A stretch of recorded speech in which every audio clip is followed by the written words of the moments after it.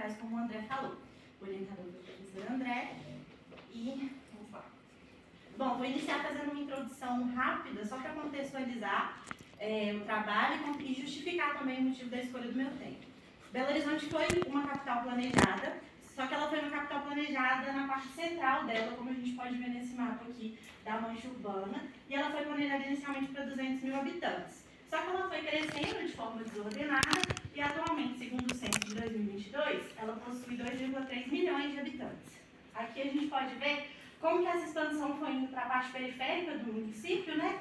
E por ter sido uma evolução desordenada dessa mancha, geraram diversas vulnerabilidades sociais, ambientais, econômicas, principalmente nas partes mais periféricas do município. Atualmente, no município existem 389 mil pessoas residentes de áreas de risco de inundação, alagamento e enxurrada, que é um número muito significativo que me chamou a atenção. Bom, os bairros Novo Barão Reis e Ribeiro de Abreu são os bairros onde está inserida a área de estudo. Eles estão entre os 5 bairros que juntos concentram 25% das áreas de risco de inundação em Belo Horizonte, mostrando que são bairros aí que estão em evidência nessa gestão de risco.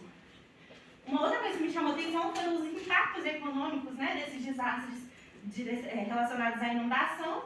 Segundo o Banco Mundial, no relatório de 2022, do ano de 95 até 2019, foram estimadas cerca de 114 bilhões de reais em perdas decorrentes de inundação, enxurradas e alagamentos. Isso representa cerca de 34,5% do montante total das perdas em desastres naturais no país. E além disso, a gente vê que essa frequência dessas ocorrências, essas estimativas de danos, elas estão aumentando cada vez mais devido às mudanças climáticas, e o próprio relatório menciona aí um aumento de 57% dos registros das ocorrências e um aumento de 73% dos prejuízos dessas ocorrências só na última década do período avaliado. Uma outra problemática também que eu encontrei é que existem poucos estudos locais focados nessa parte de perda, de danos, essa quantificação, essa valoração, são estudos que a gente não encontra com facilidade, especialmente na bacia do Ribeirão do Onça. A gente até encontra algumas ali no Arrudas, mas no Ribeirão do Onça é difícil encontrar essa valoração, e é muito importante porque ela serve de base para políticas públicas, para políticas de realocação, reassentamento e planejamento urbano e ambiental como um todo. Por fim, mas eu acho que uma das partes mais importantes desse contexto todo é que investir em medidas de mitigação e prevenção, ele gera um retorno para a gente muito grande, tanto econômico, social e ambiental. A cada $1 investido nessas medidas, a gente tem um retorno de $10,50 em benefícios econômicos, sociais e ambientais, e não apenas vinculados a esses desastres, né? São benefícios a longo prazo, considerando toda essa temática. Bom, entrando um pouco nos objetivos do trabalho, o objetivo geral é estimar os danos tangíveis, diretos habitacionais, decorrentes dos eventos de inundação nas margens do Ribeirão do Onça, e os objetivos específicos entram realizar a visita técnica em loco para levantamento dos dados e caracterização da área, determinar a cota de inundação da área de estudo, de acordo com a Carta de Inundação de 2009, elaborada pelo município de Belo Horizonte, e quantificar os danos tangíveis diretos associados a esses eventos. Bom, pode aproveitar, né? Essa é a metodologia que foi utilizada, né? Como foi feita a metodologia. Inicialmente foi feita a definição do tema, de acordo com essas justificativas e esse contexto que eu trouxe. Posteriormente foi feita uma revisão bibliográfica, que eu coloquei à frente 3 eixos principais, que é urbanização e planejamento ambiental, drenagem e manejo das águas pluviais e danos decorrentes da inundação. Depois dessa revisão feita, eu defini e delimitei a minha área de estudo, posteriormente vou mostrar, e fui partir para a coleta de dados. A coleta de dados foi feita em 2 frentes. Uma coleta de dados secundárias, que eu coletei dados cartográficos e normativos da região para se aplicar a metodologia, e o diagnóstico em loco, para reconhecimento e mapeamento ali da situação do local atual.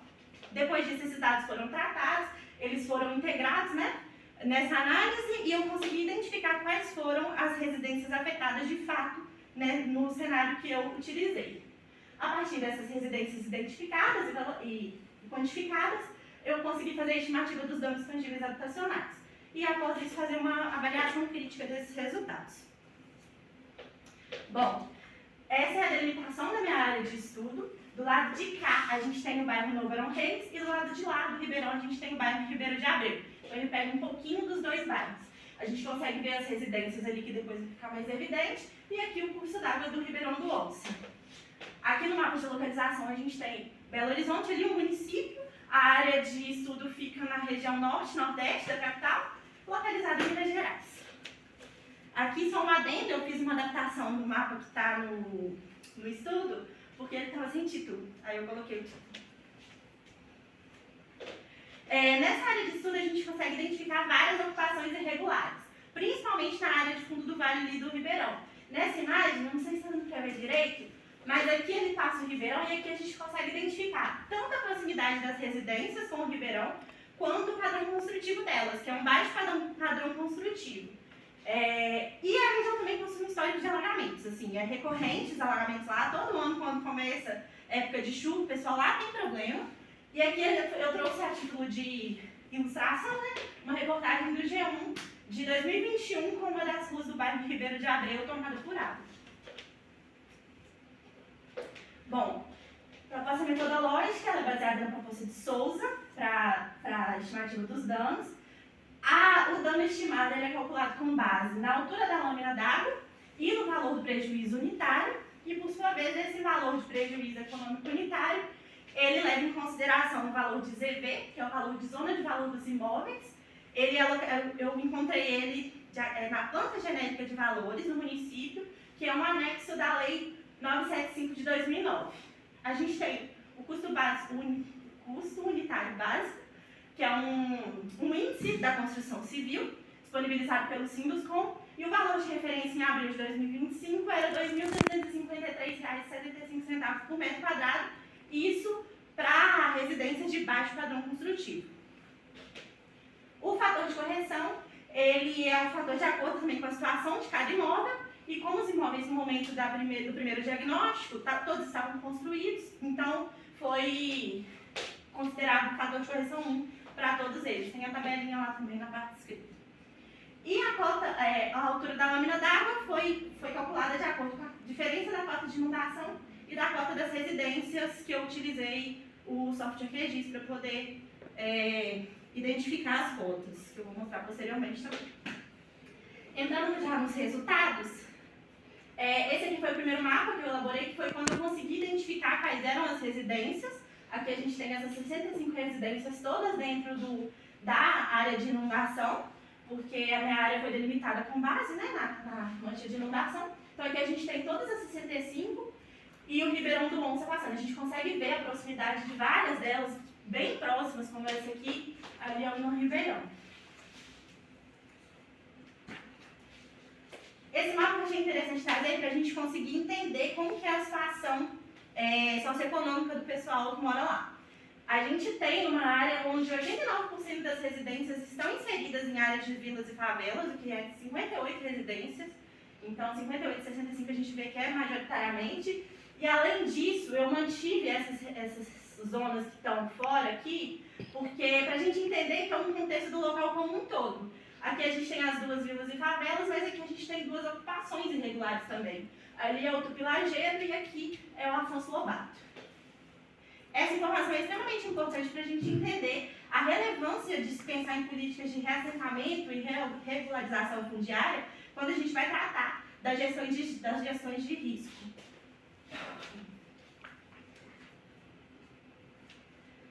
Bom, esse aqui foi o mapa psicrométrico que eu elaborei para entender um pouco melhor, inicialmente, como que era, né, essa diferença de cotas, e que também serviu de base para eu conseguir aplicar a metodologia e encontrar a altura da lâmina d'água de cada residência. Aqui, a gente tem uma variação das residências em altitude de 706 metros a 716 metros. Essa parte em verde mais escuro aqui é o fundo do Vale do Ribeirão, que ele varia de 704 a 706. E a gente consegue observar aqui, melhor ainda do que na anterior, como a gente tem residências em áreas críticas. Essa parte aqui de verde mais claro são regiões muito baixas, bem próximas à cota do Ribeirão. E é isso, esse foi o modelo digital de elevação que eu utilizei também para conseguir quantificar a lâmina d'água.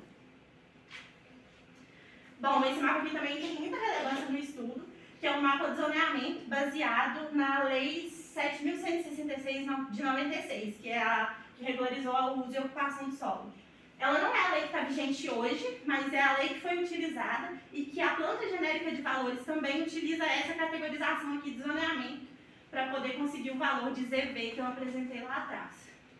Aqui a gente consegue observar a ocupação principalmente em área de zona especial de interesse social. Aqui a gente tem a ZEI1, que foram essa em marrom, que são áreas que foram ocupadas desordenadamente. E aqui a gente tem a ZEI3, que foi onde o executivo implantou conjuntos habitacionais. Só que assim, apesar de ter sido uma implantação do Poder Executivo, existe uma precariedade de infraestrutura muito grande. Vou mostrar para vocês nos próximos slides. E aqui a gente tem uma pontinha só de área de proteção ambiental, que é esse verde. Isso na lei anterior, e tem uma zona de adensamento restrito, que eles reconhecem que as condições de infraestrutura e topografia exigem umas condições especiais ali, uma restrição de ocupação, mas ainda assim a gente consegue ver que existe essa ocupação. E essa zona continua para lá também. Eu fiz o recorte ali no mapa. E aqui, embora não seja utilizado na metodologia, eu achei interessante trazer o zoneamento que foi proposto pelo Plano Diretor de 2019 para a gente entender como que o município está evoluindo nessas questões. A gente vê que a ampliação da zona de proteção ambiental ela se deu ao redor, né? Ao redor não, ao longo de toda a área do rio, né? De toda a parte do fundo de vale e uma beiradinha aqui ainda das margens. E além disso a gente vê um aumento da zona ali de ocupação moderada. Aquela residência, por exemplo, que estava em área de proteção ambiental, agora ela já está em ocupação moderada. E mudou um pouco da terminologia, né, da ocupação moderada, mas é a mesma condição. E os ex também permanecem com a mesma lógica. Bom, aqui foram duas imagens, fotos que eu tirei lá no diagnóstico em loco, para a gente conseguir entender como que é a situação de fato dessas pessoas, né? A gente consegue visualizar uma precariedade muito grande da infraestrutura urbana. Aqui a gente tem ruas sem asfalto, sem pavimentação. A gente tem um problema muito grande lá também de microdrenagem. Não existem aparelhos de microdrenagem, não existe ali, não tem uma partezinha ali que aqui está um pouco ruim para ver, mas tem até uma água meio acumulada. Eles não têm essa parte. Quanto mais próximo você chega ao ribeirão, mais deficiente fica. Muito pela dificuldade, né? Pela inviabilidade técnica, tanto da parte de drenagem quanto da parte de lançamento de efluentes, que a gente vê muito nessas residências. A ocupação desordenada ela traz isso para a gente. Também tem uma falta de manutenção, a gente vê os matos muito grandes, a gente consegue identificar aqui resíduos sólidos, tanto urbanos quanto de construção civil. Isso a gente consegue identificar uma falta de fato de visão para aquele local, né? De um olhar do poder público para esse local. Aqui a gente tem a distribuição de residências por faixa de lâmina d'água, onde, como eu tinha mencionado, foi utilizada a carta de inundação com um período de retorno de 100 anos, que é o que a carta considera. A gente tem uma variação de lâmina d'água de 0,08 metros para residências que estão mais afastadas, até 4,8 metros, maior que 4,8 metros, para essas residências que estão bem próximas ali. Como eu disse, elas foram calculadas pela diferença das cotas, somando 65 residências. A gente vê que tem uma concentração maior de residência ali na faixa de 0,5 a 1,5, que já era o esperado. Bom, aqui a gente consegue ver mais na prática aquilo que eu mencionei sobre o zoneamento. Nessa tabela aqui a gente pode ver as 3 zonas que foi apresentado no primeiro mapa, de acordo com a lei de 96, e o número de residências presentes nela, e a gente vê que o valor de ZV ele é alterado, ele varia conforme a zona que o imóvel está incluso. E ele já foi corrigido pelo IPCA também por conta dessa diferença, né, de anos. Ali eu apliquei a fórmula inicial para a gente conseguir o valor unitário econômico e o CUB ele mantém, porque ele é fixo de acordo com o padrão da residência e todos são debaixo do padrão construtivo. Com essas estimativas, eu cheguei num total de R$ 327.611,26 da estimativa de perdas e danos, uma média de R$ 6.362,87 por residência. Aqui a gente consegue ver que, obviamente, residências que têm uma faixa de lâmina d'água menor, ela tem um impacto menor também nos danos, e conforme a lâmina d'água vai aumentando, a média desses danos vai aumentando também. Bom, a gente conclui que grande parte dessas residências analisadas, elas estão inseridas em locais com lâmina d'água muito significativa. Isso representa um risco tanto para a vida das pessoas quanto social, e principalmente a estrutura da residência, né? São lâminas d'água que não são irrelevantes, não é uma lâmina d'água, entrou uma água aqui na minha residência. É uma coisa a se pensar, e além disso, as pessoas elas já estão em situação de vulnerabilidade, como a gente pode observar, são todas em vilas e favelas. Então, é uma coisa que o poder público tem que levar em consideração. Além disso, essa valoração, essa metodologia que eu utilizei, ela permite que a gente faça uma valoração desses danos, mesmo com poucas informações. A gente tem poucos dados, né? Eu tinha poucos dados, e mesmo assim a gente consegue fazer essa valoração. Os resultados oferecem aí suporte técnico para decisões, para estudos, para ações de mitigação, para ações de mitigação de mudanças climáticas, por exemplo, os planos municipais que têm que ser feitos, políticas de reassentamento, de realocação. A área estudada, essa área que eu delimitei, ela apresenta apenas uma das áreas críticas do Ribeirão do Onça como um todo. É importante se atentar a isso e replicar aí esse estudo ou esse tipo de estimativa às outras áreas que a gente consegue identificar também no Ribeirão do Onça. E as estimativas localizadas, focadas no micro, né, são importantes que é o primeiro passo para que a gente tenha estudos para o macro. Então, é bem importante que esse tipo de estudo seja realizado.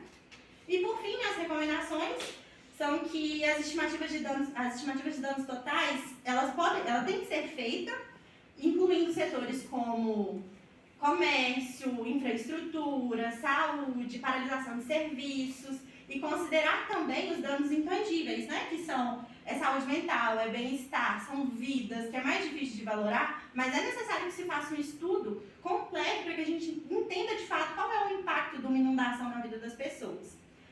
Uma outra sugestão para o estudo é aprimorar a forma de valoração, considerando a área da residência.